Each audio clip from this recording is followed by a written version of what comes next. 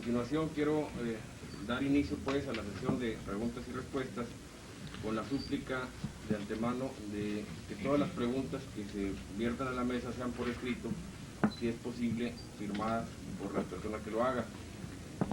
Pero asimismo les señalábamos que en caso de necesitar extender la pregunta o hacerla o de otra manera o presentarla más claramente, pues con mucho gusto.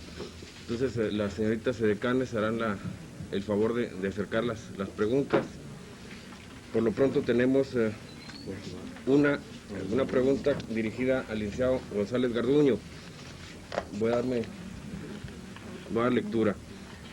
Dice: profesor González Garduño, según usted, el ingreso de México al GATT beneficiará al consumidor. ¿De qué sirve beneficiar a los consumidores, entre comillas, en un país donde el proceso inflacionario ha restringido el consumo? ¿Con qué consumiría el consumidor? No sé si esté clara o requiera ampliación. No hay firma. Sí. Bien,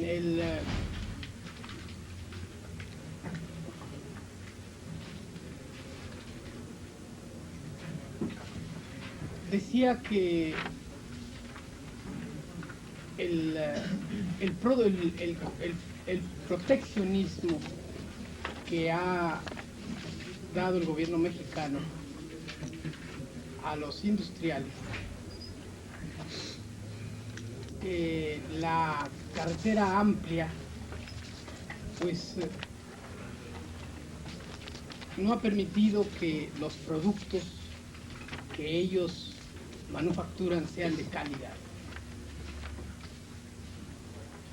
Cuando exista competencia, en México va a haber mayor calidad de esos productos, y lo que se haga en México pues va a estar bien hecho realmente, y en ese sentido el consumidor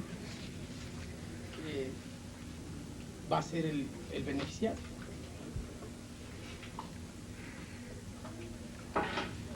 Pues muchas gracias, maestro. No sé si el que preguntaba esté satisfecha. ¿Me permite, Sí, doctor, dar mi opinión en esa pregunta? ¿cómo no? Bueno, es indudable que la competencia mejora la calidad y el precio. Eso es evidente. Mientras ustedes tengan un solo proveedor de cualquier circunstancia, de cualquier producto, ese producto va a estar más caro y seguramente en más mala calidad. Así pues, yo pienso que el aumento de la competencia mejorará el producto. La pregunta es si vamos a dar el estirón a producir mejor. Eventualmente el consumidor se beneficia. En lugar de tener que ir a Tepito a comprar la fayuca, pues va a poderla comprar abiertamente. Pero el producto nacional que no compite en calidad va a perder mercado. Lógico sería pensar que el productor mejorara su calidad y entonces, compitiendo con lo extranjero, beneficiaría así al consumidor. Pero, como me decía un general hace unos meses, que usted no es mexicano, estamos en México, las cosas no se dan así.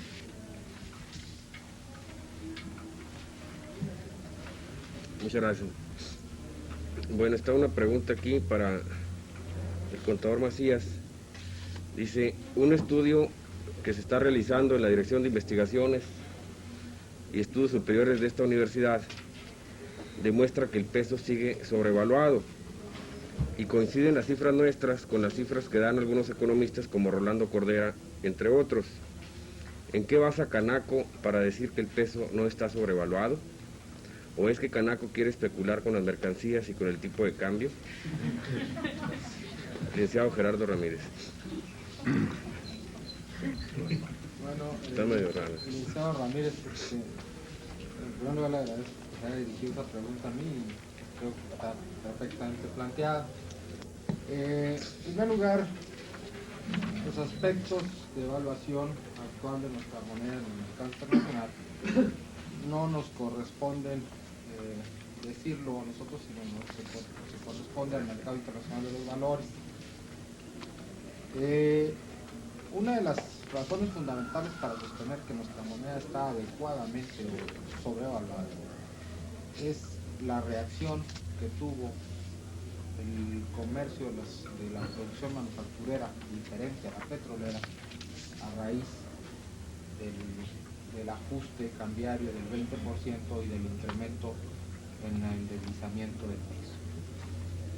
Esto pues definitivamente que se ha quedado perfectamente registrado y grabado en las diferentes aduanas del país, y por lo que respecta a la Canaco o a los comerciantes organizados de nuestra ciudad, nunca hemos actuado pensando en que la moneda pueda ser materia de especulación. Nosotros servimos al consumidor al ofertar nuestra producción. Hemos vivido en los pasados 12 meses campañas muy agresivas por parte de nuestro competidor. Es algo que se debe tomar muy en cuenta. Creo que es un comercio especial en el país. Competimos no nada más entre nosotros, competimos con el comercio más fuerte del mundo. Hemos ideado y estructurado una forma de operación en el comercio local que probablemente sea la única en el país. Probablemente yo también me pase de técnico, pero licenciado Ramírez, estamos costeando marginalmente. Costear marginalmente significa actuar sobre el volumen y no sobre el rendimiento. Esto es una labor larga, mas sin embargo, dado que la pirámide comercial en nuestro país nace en la cúspide, no en la base, el día que lleguemos a la parte media, habremos avanzado mucho. Gracias. Tenemos aquí una pregunta, dice, para cualquiera de los ponentes, yo se la quiero dirigir al doctor Torres Garza. Se habla de producción y productividad mayor, capacidad y calidad en la mano de obra. Existe, no hay duda de ello. Pero el capital, ¿de dónde va a salir? Ya que se va a necesitar dinero y el país no tiene para comprar tecnología y asesoría. Es Víctor Eduardo González Martínez. Bueno, pues en realidad, por lo que respecta a la mano de obra, no hay mano de obra calificada en el país. En la Ciudad de México, que es donde hay mayor oferta de trabajo, existe cantidad de ofertas de trabajo publicadas en los diarios de mayor circulación, y resulta que la cantidad de mano de obra desempleada acude a las empresas y no las ocupan. ¿Y por qué? Porque es mano de obra, como ellos dicen, descalificada o atécnica, y consecuentemente, pues primero tendríamos nosotros forzosamente, necesariamente, que calificar esa mano de obra, quizás con algunos industriales nacionalistas, profundamente nacionalistas, que amen a este país, y que pudiéramos hacer una especie de contrato a prueba por 1, 2 meses, 3 meses, si lo permitiera la legislación obrera, y entonces que se le pagara porque aprendiera en su trabajo a tener los varios oficios de una empresa, se le pagara la mitad del salario mínimo o la mitad de su sueldo mensual, y la otra mitad en enseñanza. Ese es el contrato de aprendizaje que antiguamente se utilizaba en la Ley Federal del Trabajo, derogado precisamente porque afectaba a la clase trabajadora. Pero si pudiera, ante esta situación incierta en nuestro país y la falta de producción y productividad de este país, pues sí se pudiera hacer una tentativa de esa naturaleza, ¿no? Sobre todo para evitarle pues altos costos al patrón, y por otro lado hacerle tentativa al trabajador desempleado, que lo iban a calificar por un lado, y por otro lado pues iba a percibir de perdido el 50% del salario mensual. Por lo que respecta al capital, al gran capital, pues quizás con el volumen cuantioso de miles de millones de dólares que han sacado de este país, pues si los pudieran regresar, se los vamos a agradecer mucho, ¿verdad? Por un lado, y por otro lado, yo no creo que sea la manera de salir de esta crisis que se abate en México, esta crisis económica, social y de todo tipo, que se abate siguiendo pidiendo prestado dinero al Fondo Monetario Internacional, al Banco Mundial o a quien sea, siguiendo prestando dinero. ¿Por qué? Porque pues esa deuda va a ser eterna, ¿verdad? Ad eternum, como decimos los abogados. Entonces, ¿de dónde va a salir el capital? Pues ahí, a ver quién nos puede contestar, ¿verdad? Yo me siento... Licenciado, me permite, yo quisiera abundar un poquito en la respuesta a esta pregunta. Definitivamente que es indispensable el aumento de la producción. Capital, recursos hay. En manos de los mexicanos, dolarizados o no dolarizados, pero existen.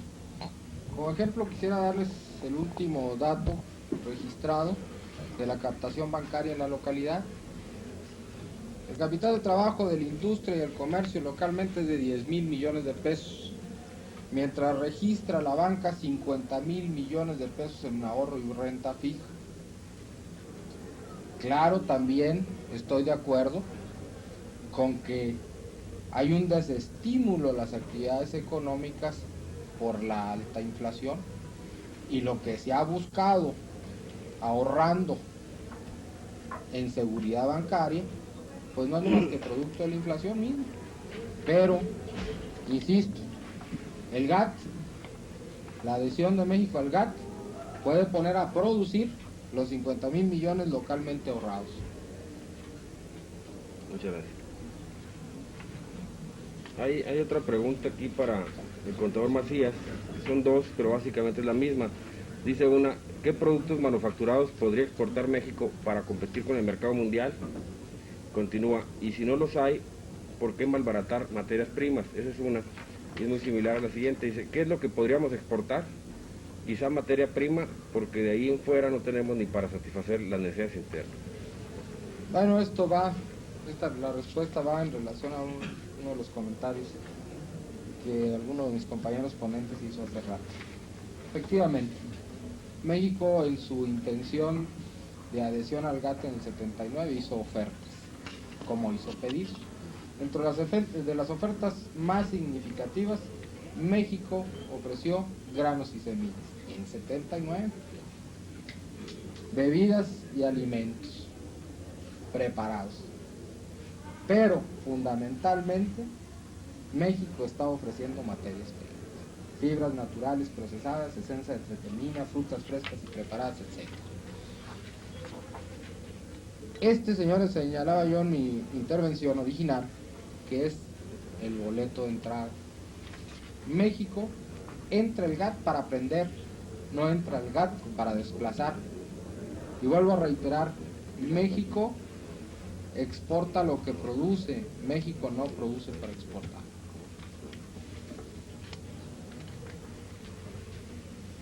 Muchas gracias.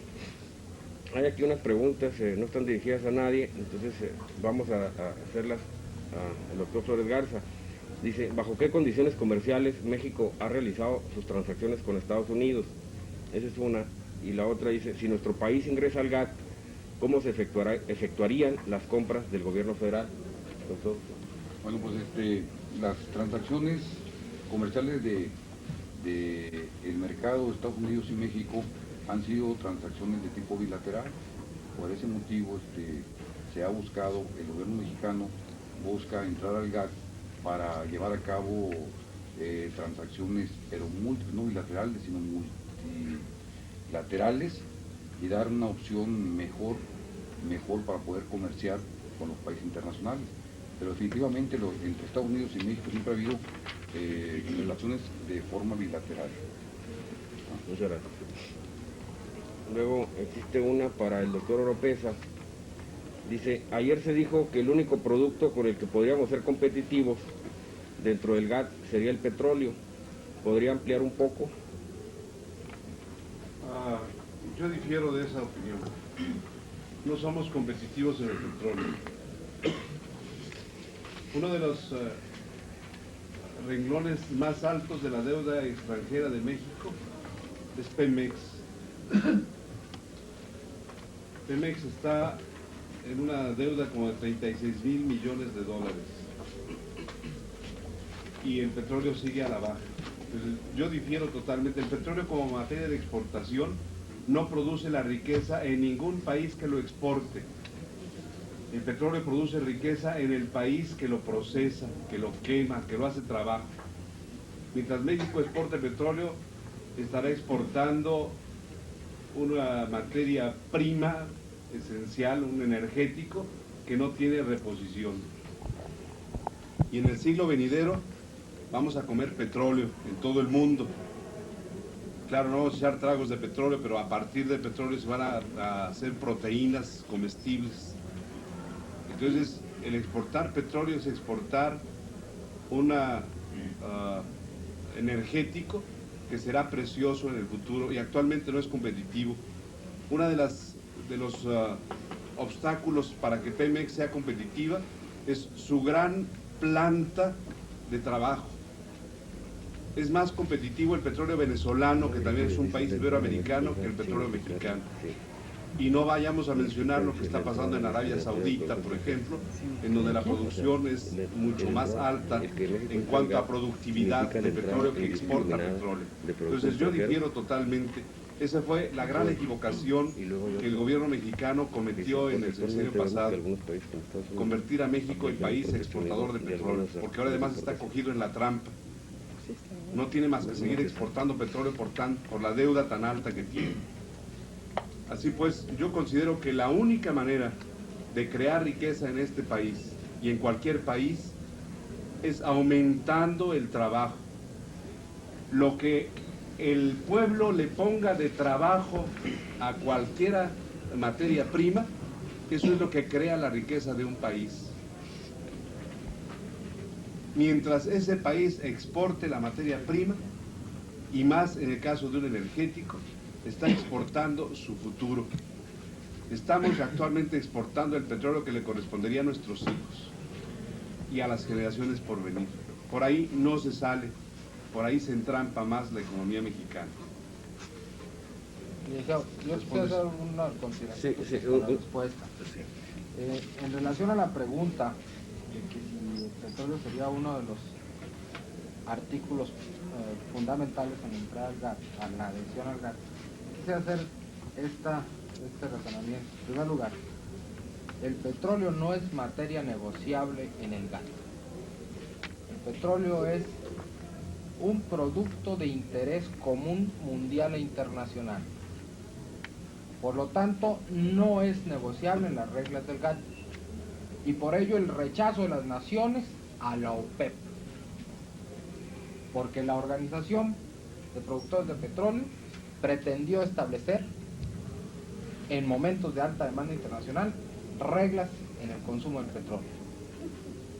Contestando concretamente esa pregunta, el petróleo no entra en las negociaciones de gas. Sobre este mismo tenor, se dice, el doctor Oropesa pregunta, se habló de economía petrolizada, bueno, en parte ya se estaba respondiendo esto, se dice que el petróleo debe utilizarse para la producción interna de sus derivados y su comercialización. Y luego dice, si se detiene su exportación, ¿cómo sustituir sus ingresos y qué consecuencias tendría?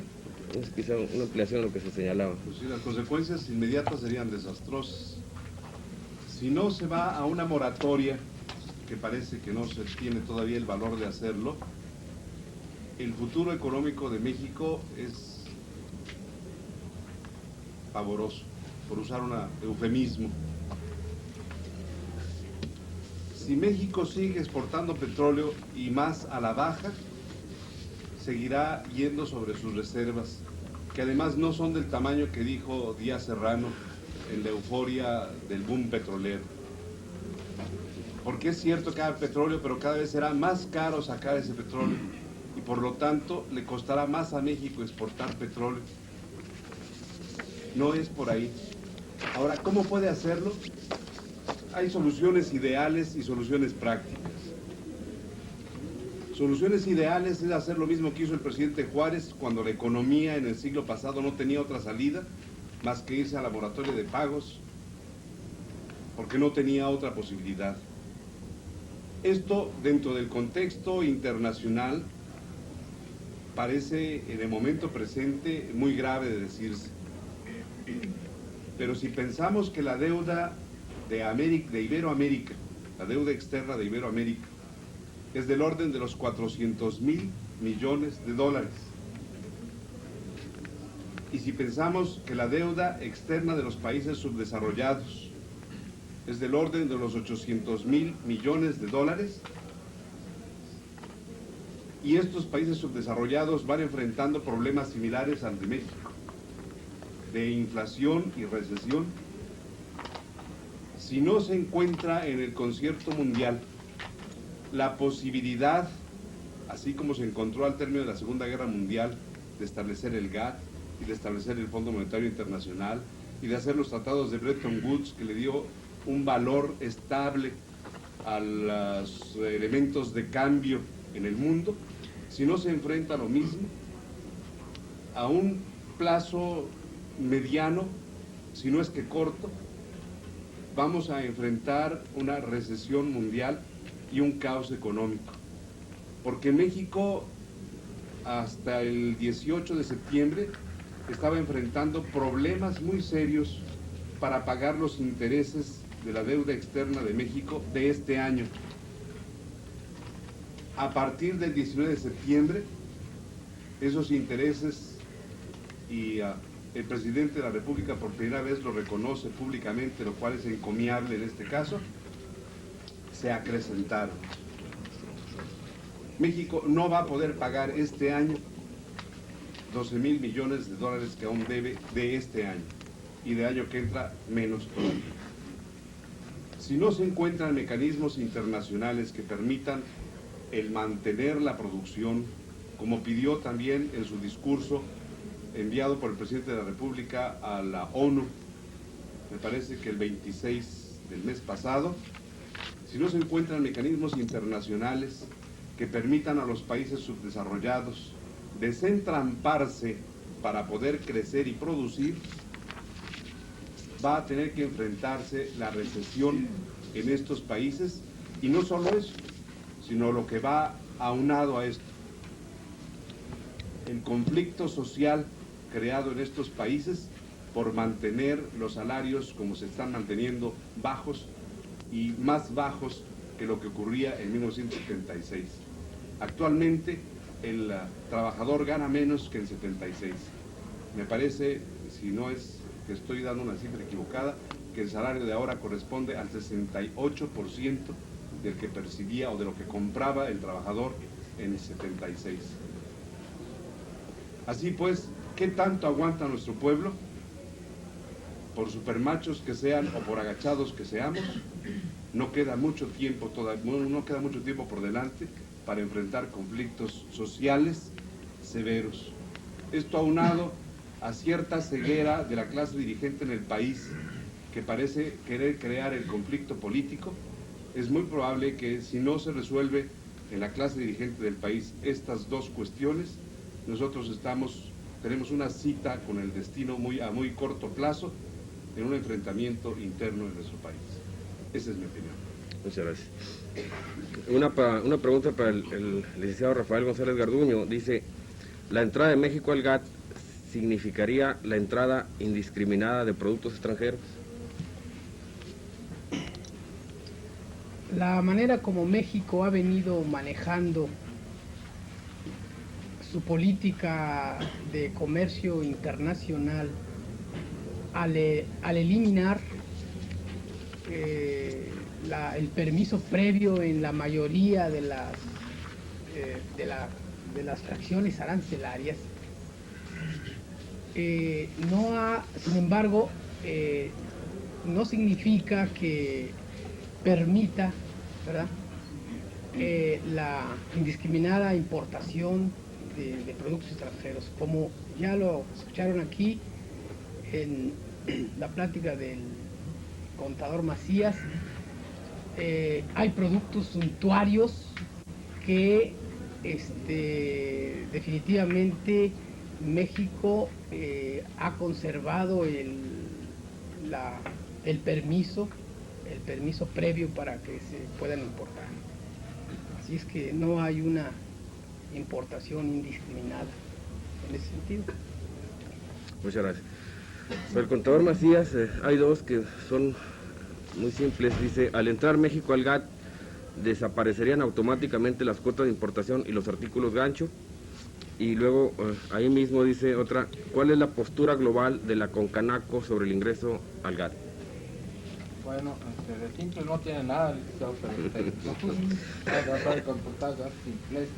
Efectivamente, en la zona fronteriza norte del país, las zonas libres, tanto la norte de Baja California, parte de Sonora, y la sur, en el estado de Quintana Roo, se ha dado un tratamiento especial a las importaciones al amparo de un programa llamado Programa de Comercio Fronterizo, por el cual se ha permitido la introducción hasta los límites de la zona de mercancías clasificadas en bienes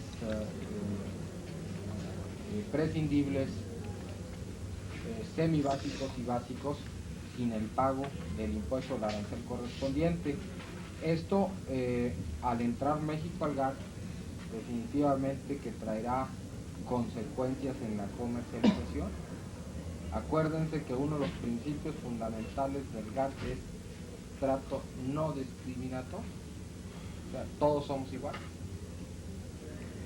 Puede ser que haya cambio en el arancel, reducción en el arancel, no vía subsidio, desaparece el subsidio en el tratamiento arancelario. Habrá dos tipos de arancel, el general para el país y el especial por zona de interés internacional de la frontera. Pero vendrá dentro de un acuerdo bilateral con los países demandantes de los productos comercializados en la zona. Esto es en cuanto a lo que corresponde al tratamiento de los aranceles en la frontera. Y sobre la postura de la Concanaco. La Concanaco ha hecho suya la necesidad de eliminar el proteccionismo industrial, ha esgrimido ventajas y desventajas y después del balance considera que es necesaria la apertura de las fronteras mexicanas a productos que sean susceptibles de comercializar sin perjuicio de la pequeña y mediana industria. Dado que ya se abrieron las fronteras a la inversión extranjera, dado que la política monetaria ha sufrido un cambio serio que le permite competir a los productos mexicanos en el extranjero, la Concanaco opina que México debe entrar en la zona. Muchas gracias, maestro. Viene una no dirigida a nadie en particular, se la vamos a dirigir al doctor Flores Garza. Dice, al hablar de tratar de exaltar el nacionalismo para implementar el consumo de bienes nacionales, proponiendo que el mexicano sacrifique la calidad indiscutible extranjera, ¿no se está vislumbrando algo utópico?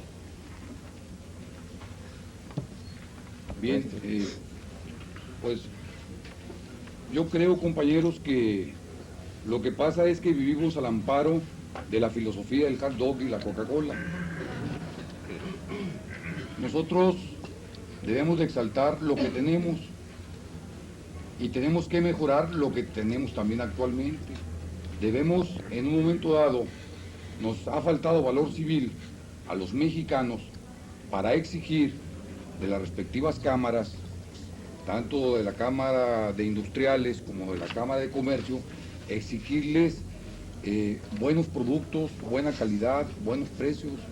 Lo que pasa es que no tenemos conciencia de lo nacional, no queremos tener conciencia de lo nacional porque es una obligación que pesa mucho sobre nuestros hombros y es más fácil pues ir tras el espejismo de lo extranjero. Aquí por lo regular, en todos los órdenes, en el orden intelectual, en el orden cultural, en el orden artístico, en el orden social, en cualquiera de los órdenes de la vida mexicana, preferimos lo extranjero a lo nacional. Y este es el complejo de Moctezuma, todavía lo tenemos nosotros, el complejo de Moctezuma. Todavía seguimos cambiando espejitos, oro por espejitos. Entonces, ¿qué es lo que pasa? Necesitamos reafirmar forzosamente la conciencia de lo nacional para poder ser competitivos en todo. Y para poder exigir, porque nosotros somos ciudadanos que tenemos derechos y obligaciones. Sí cumplimos o mal cumplimos con nuestras obligaciones, pero no exigimos nuestros reales derechos.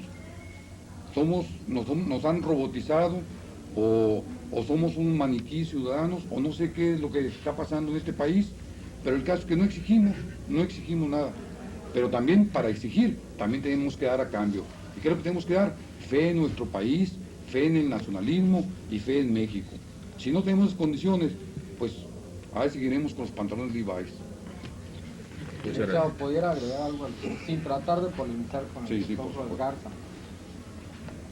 Al hacer un señalamiento concreto de la oferta que hace el comercio fronterizo al consumidor, pues él también señala de la influencia que tenemos en los hábitos de consumo, dado nuestra cercanía con el país económicamente más poderoso del mundo, pero creo que pasa por alto el doctor Flores Garza que nuestra economía data ya de más de 100 años de combinación, de economía combinada, que no mixta, combinada, y que en el sentido práctico para el comerciante es muy fácil ir a contratar un producto, pues no digamos fundamental, pero sí necesario en la dieta de un residente fronterizo, ciudadano con cualquier nacionalidad, como un producto cárnico. Y ahorita ya salió del poder adquisitivo del trabajador el comprar un kilo de carne para su casa. Hemos recurrido a productos o coproductos de los animales, y así hemos llegado a los embutidos. México es productor de carne, sin embargo los embutidos en nuestra ciudad no se venden por marca ni por origen de país, se venden por calidad y por precio. Y así vemos que en los grandes supermercados de nuestra localidad se vende una marca nacional como Chimex a 600 pesos un kilo de salchichón con un reducido contenido de carne, mientras que viene una marca extranjera como una Peyton, ¿verdad?, conocida también por nosotros ampliamente, a 350 pesos el kilo con 80% de contenido de carne. La función social del comerciante también es alimentar debidamente al pueblo al mejor precio y con la mejor calidad. Muchas gracias. Viene una para el doctor Oropeza y dice: ofrecer nuestra mano de obra y permitir la entrada del capital extranjero, ¿no es acaso supeditar aún más nuestra débil planta económica hacia el extranjero? Entonces, ¿cuál es la perspectiva para el desarrollo económico de México? ¿Acaso existe alguna? Vamos a empezar por el final. La perspectiva es un país de maquila. Nosotros somos un país capitalista marginal y marginalmente vamos a participar del capitalismo. No nos gusta. Yo también quisiera que México fuese, que los gringos tuvieran que venirnos a pedir aquí tecnología y que en lugar de comprar Ford vendiéramos autos Pérez, ¿no? Qué sé yo. Pero eso no es la realidad. La realidad es que nosotros en el desarrollo del capitalismo estamos muy atrasados y en el mundo capitalista somos un país marginal. Entonces vamos a participar marginalmente dentro de ese mundo capitalista. Eso no es que yo lo quiera. Si alguna vez tuvimos oportunidad de oponernos a que se creara esta forma de zona libre, fue hace, qué sé yo, 15 años creo, cuando nosotros pedíamos que el desarrollo de la industria en esta parte de México fuese concatenada con el desarrollo de la industria mexicana. Sin embargo, tengo que reconocer actualmente que la frontera del norte de México no podría vivir sin la maquila. Si a los gringos, por alguna pesadilla que tuviera Reagan, se les ocurriera cerrar las plantas maquiladoras, lo que ellas llaman las twin plants, al día siguiente tenemos una revolución aquí en México, porque se colapsaba toda la economía de la frontera norte. Y después me he puesto a pensar, ¿qué parte de la industria mexicana no es maquiladora? ¿La de llantas? la de automóviles, la de enseres domésticos, la de electrónicos. ¿Cuál no es maquiladora? ¿Qué parte de la industria mexicana o qué parte de la industria nacional es mexicana o qué parte de la industria mexicana es nacional? Si nos respondemos con autenticidad esa pregunta, tendremos la respuesta de cuál es el futuro de México. Toda la industria en México es una industria de maquila en mayor o menor grado. Por usar una graduación la llamé de primero, segundo y tercer grado. La que trae aquí todos los insumos de los Estados Unidos y hace un proceso parcial y la regresa, pues llamémosla de tercer grado, de 100%. Pero la que fabrica las llantas Goodrich, Euskadi, o los Volkswagen, o las llantas General Popo, ¿qué está haciendo? ¿Está produciendo llantas mexicanas de veras? No nos gusta, pero además es posible, y por eso usé el ejemplo de Corea, es posible que un país marginal dentro del capitalismo pueda desarrollarse más que lo que nosotros estamos actualmente. Hace unos años, repito, Corea solo daba su mano de obra para hacer enseres Hitachi japoneses o General Electric estadounidenses. Actualmente algunos de ustedes han de haber comprado ya por ahí algún aparato Samsung. El Samsung es tecnología ya coreana y está compitiendo ya en el mercado internacional, por lo menos en el mercado mexicano. Entonces, ¿hay posibilidades de desarrollo en eso? Sí, sí hay posibilidades. No la que queremos, no, pero ya vimos que la industria protegida no creó el país industrial que se soñó. ¿Podríamos producir piñas aquí en Ciudad Juárez? Sí, podríamos producirlas. Hacemos un invernadero muy grande, le ponemos humedad adecuada, le ponemos el tiempo necesario de calor y vamos a producir piñas. ¿A qué costo? Podría competirse el producir piñas aquí en Juárez, en competencia con las que producen en el medio natural de Oaxaca. Simple y sencillamente no es posible. Bueno, pues en cierta manera la industria mexicana ha sido eso, productora de piñas, en el sentido en que ustedes lo quieren entender. Productora de piñas que llegado el momento se ve que no produce. ¿Por dónde nos vamos? Pues por empezar a trabajar. Y aquí voy a pasar a una pregunta. Mientras no tengamos una mística, hablo de mística porque es un elemento subjetivo, es algo que no existe por decreto, que no existe porque se le antoje a una persona, aunque sea el presidente de la República, que existe si se crean las condiciones subjetivas para que un pueblo pueda creer en sí mismo. Y en México ya se dio ese caso. Con Lázaro Cárdenas, este pueblo ahora casi en el cinismo, creyó en él y apoyó a su presidente y salió adelante. ¿Por qué ahorita no apoya a este pueblo a su presidente? Porque han faltado esos elementos subjetivos que van 2 o 3 veces que la diosa Fortuna las pone en manos del presidente y no las ha aprovechado. Si al inaugurarse esta administración en funciones se hubiese atrevido a sacudirle las manos a los ladrones del sexenio pasado y meterlos a la cárcel, este pueblo estaría creyendo en su presidente y estaría trabajando junto con él. En el terremoto ocurrido en la Ciudad de México se ve que este pueblo puede creer en él, que con las uñas puede hacer y puede suplir la tecnología que no tiene. Los topos en el Distrito Federal rescataron más gente que los equipos extranjeros que traían tecnología sofisticada. Lo puede hacer si este pueblo cree en él y necesita elementos subjetivos. El terremoto le dio un elemento subjetivo. Ahora mismo ese mismo terremoto puede darle a nuestro presidente ese elemento subjetivo. Si algunos de ustedes vieron la plática del presidente Miguel de la Madrid de anoche, está la semillita para que volvamos a creer en nosotros, en esa plática. Si se va por ese camino, pero de veras,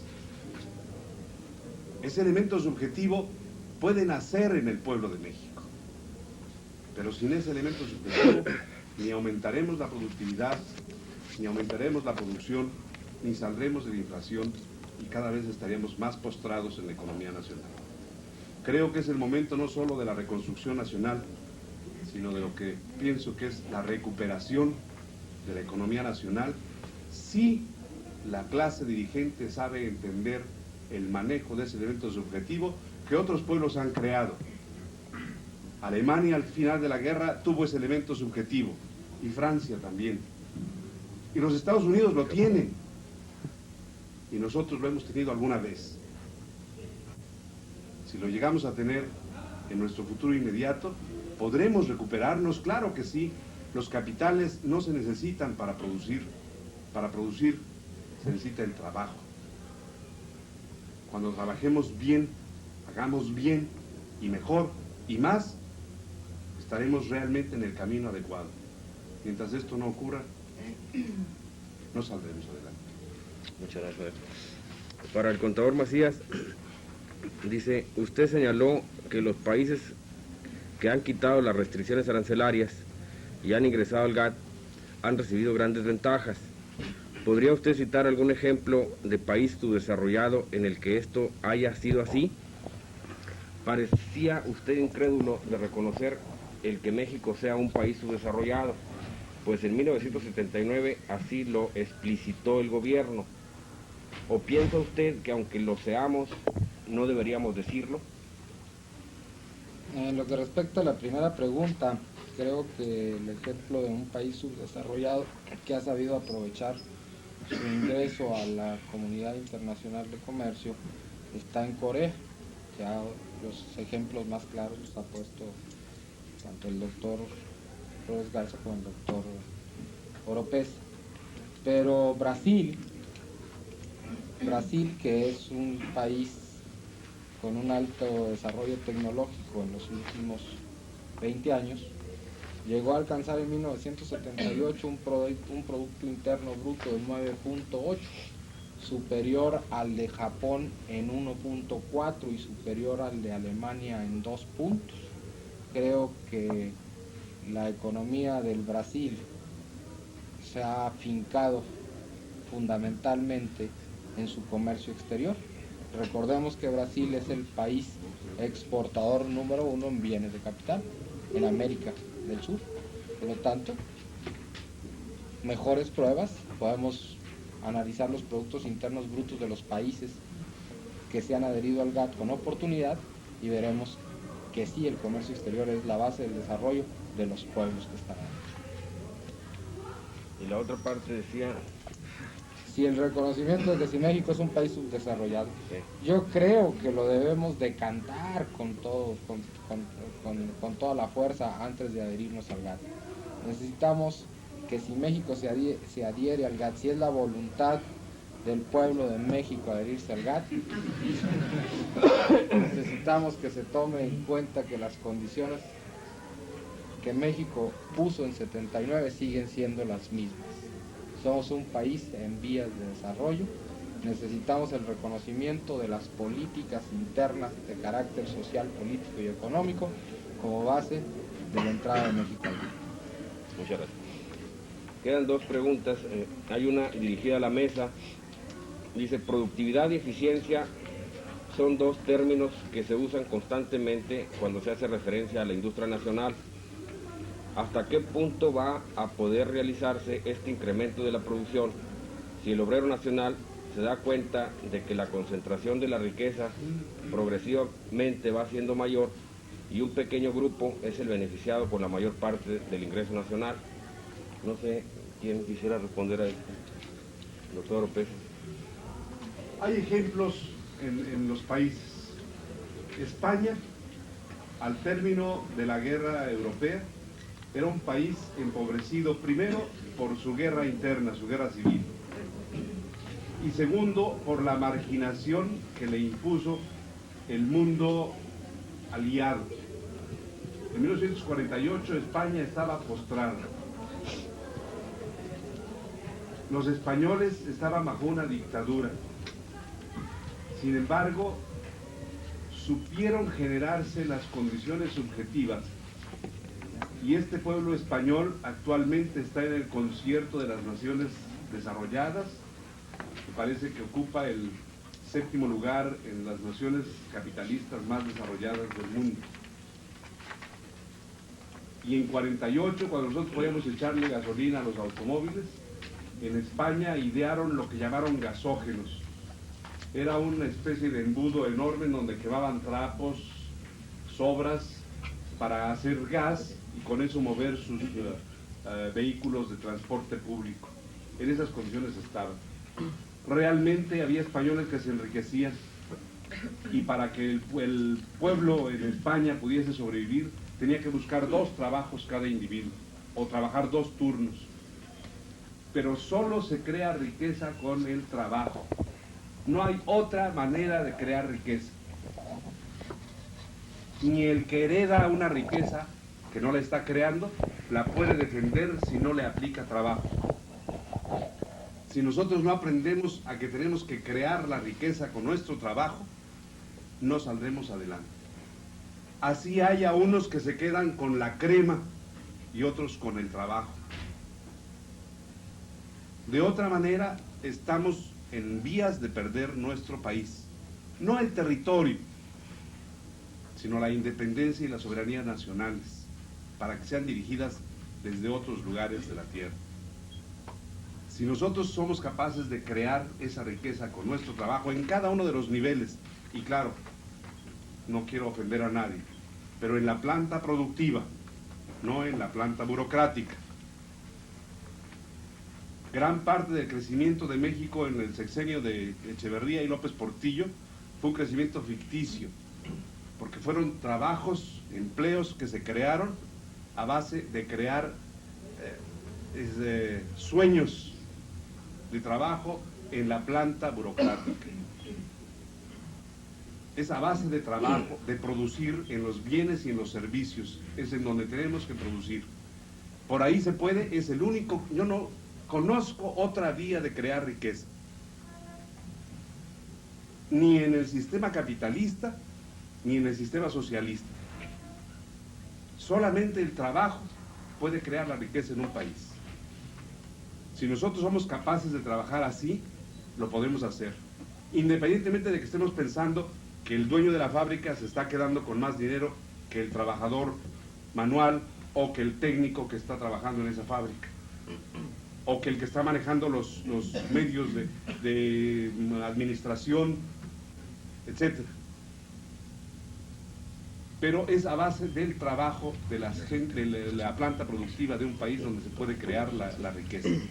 Si nosotros empezamos por querer repartirla, vamos a crear miseria y a extender miseria. Un ejemplo podría ser lo que nos ocurrió con el ejido. Se acabaron las haciendas como elementos de producción y no aumentamos realmente la producción y la productividad, porque el ejidatario no aprendió a producir y después el sistema lo ha mantenido, como dijera uno de los secretarios de Agricultura, lo ha mantenido para votar atado, uncido al yugo del Estado y no para producir. Tenemos que producir en el campo, en las fábricas, en los talleres, en las universidades. Cada maestro de ustedes que sea un maestro barco, que los pasa sin estudiar, o que viene a fumarse el cigarro con ustedes, está robándolos a ustedes y está robando a México. Y los está haciendo a ustedes ladrones. Solamente el maestro que venga a enseñarles sus conocimientos, a transmitirles sus inquietudes y a inquietarlos, estará trabajando para México. Y lo mismo puede hacer un médico en el hospital, y lo mismo puede hacer un obrero en su fábrica. Y en la planta de comercio también se puede hacer, decía el contador Macías, que las ganancias deben estar en el volumen no en cada producto. Es decir, cada uno de nosotros lo puede hacer y todos lo podríamos hacer si nos decidimos hacerlo. Siento yo que si no hay ese elemento subjetivo al que tantas veces me he referido, no lo podríamos hacer. Porque cuando no hay ese elemento subjetivo, cada uno está nada más para el campeón. Que gane yo y que se frieguen los demás, a mí no me importan los demás. Cuando no tenemos nosotros esa conciencia de nación y de que el trabajo tiene que ser así, de todos, para beneficiarnos todos, no estaremos más que hundiéndonos cada vez más. Porque cada vez que nosotros queramos ganar como campeones, entre los jóvenes he oído mucho la palabra gandalla. Mientras más gandallas seamos, menos podremos trabajar por México y por el futuro de México. Muchas gracias. Quedan dos preguntas, una dirigida al contador Macías. Dice, en virtud de la política de protección en el desarrollo económico de México de 1954 a 70, modelo de sustitución de importaciones, y el resto hasta 1985, ¿qué implica retrospectivamente y perspectivamente el hecho concreto de liberar el comercio internacional? 7.000 de 7.835 bienes motivos de exportación el 29 de julio de 85. Licenciado Javier Sánchez Carro. Bueno, hacia atrás, desgraciadamente, ya nada. La experiencia acumulada ha sido triste. El modelo de sustitución de importaciones en el país fue el fracaso más grande. Se incentivó fiscalmente, financieramente. Vamos, llegó el grado de sentirse apadrinados por el Estado, o se sintió el productor apadrinado por el gobierno. Ya no podemos hacer nada. La experiencia nos da la perspectiva de que liberalizar el comercio significa corregir los errores con bases firmes e intenciones claras de llegar a lo que el país pretende. ¿Qué es lo que necesitamos? Necesitamos pagar una deuda. Necesitamos alimentar un pueblo. Necesitamos dar empleo. ¿Cómo lo vamos a hacer? Hace un rato se hablaba de la moratoria de la deuda. Yo quisiera poner un ejemplo. En una época de estudiantes, un grupo de gentes viviendo en una casa de asistencia decía, cuando les llegaban los giros telegráficos por semana, se los botaban en viernes y sábado. No quedaba para pagarles a los que les asistían. Para que la persona que les daba la manutención en su hogar lo pudiera seguir haciendo, los empleaba en un negocio adicional. Hoy, tristemente, la primera etapa es ser empleados.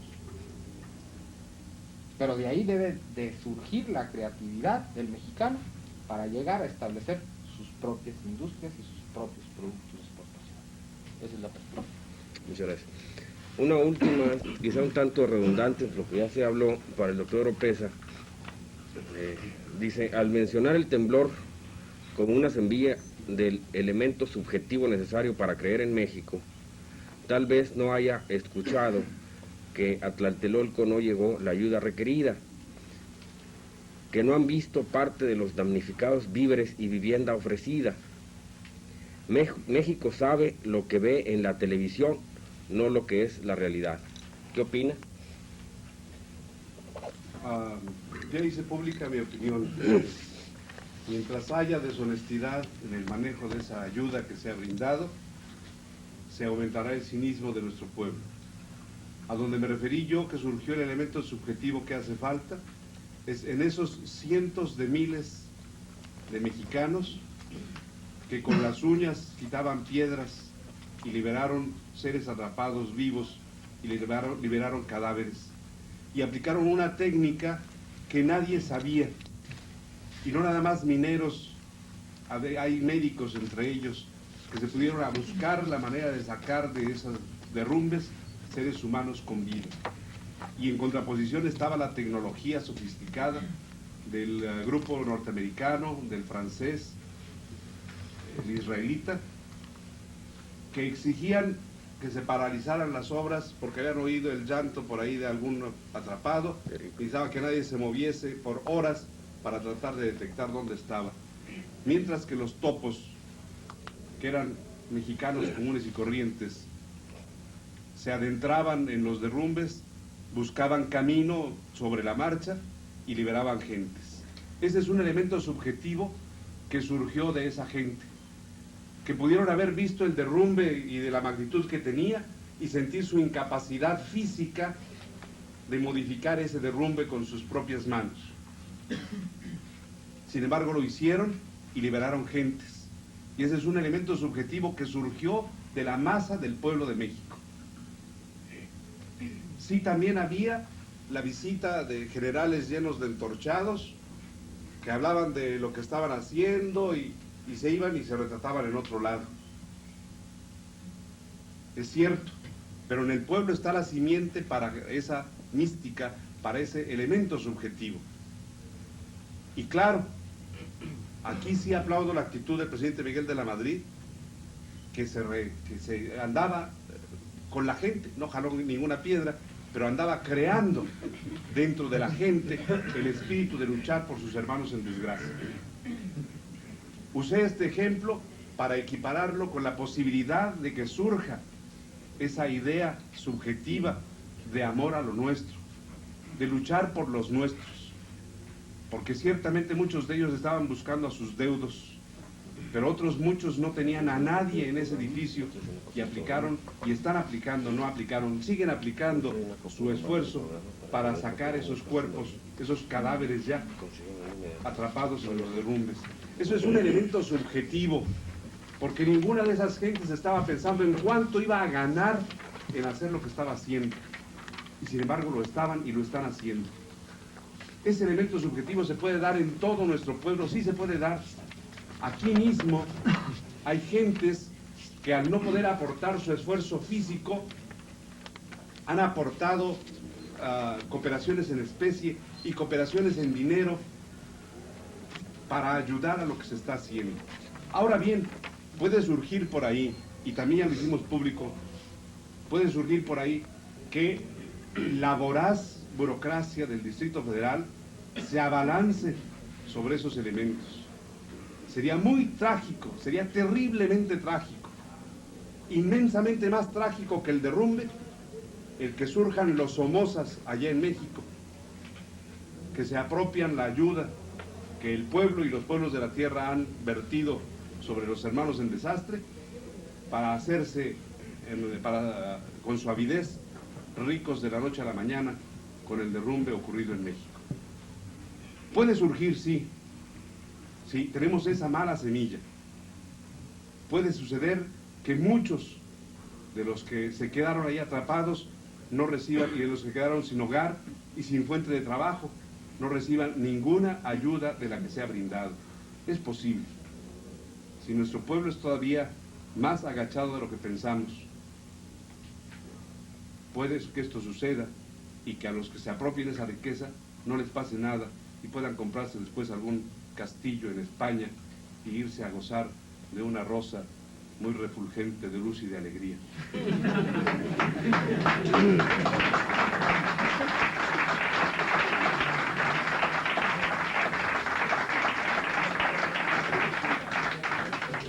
Pues con esto creo que damos terminado la segunda sesión de este foro. Solamente queremos recordarles, el octubre 7, el próximo lunes, continuaremos trabajando. Estará como moderador el licenciado Gilberto Ortiz Valencia, es director de la Escuela de Administración de Empresas, y como ponentes estará el señor Adolfo Hernández Ruiz, que es el presidente de Canacintra Local, el licenciado Antonio Tejeda Rodríguez, presidente del Colegio de Economistas de Ciudad Juárez, el licenciado Enrique Serrano Escobar, que es subdelegado del Instituto Mexicano de Comercio Exterior en esta ciudad, y el profesor Abelino Sotugalde, que es presidente del Comité Local del Partido Socialista Unificado de México. Como relatores estará la licenciada Isela Olivares y el licenciado Rubén Suárez Esparza. Queremos agradecerles la participación, muchas gracias, y agradecemos a los ponentes del día de hoy su magnífica y brillante exposición. Yo les suplicaría despedirlos con un aplauso. Muchas gracias.